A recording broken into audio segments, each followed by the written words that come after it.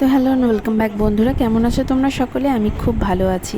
আমি আমার ডিউটির কিছু কিছু ভিডিও তোমাদের সাথে কখনো কখনো শেয়ার করি। তো আজকে আমি একটা নতুন অভিজ্ঞতা শেয়ার করছি। এটা কারোর কাছে নেই আশা করি এই অভিজ্ঞতাটা। এটা হলো পুশ ট্রলিতে চড়ার। আমার বাবা যখন ডিউটি করতেন তখন এই পুশ ট্রলি চালাতেন। এই ট্রলিতে 4 জন চালক থাকে, মানে 4টি দাদা থাকে।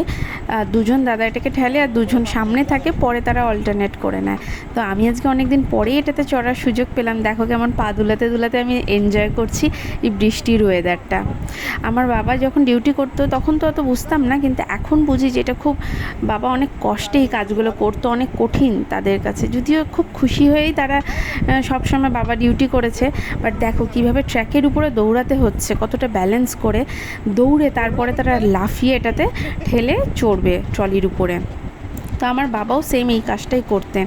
আর আমি তো এই কাজটা করি না, বাট বুঝি যে বাবা কতটা কষ্ট করেছে।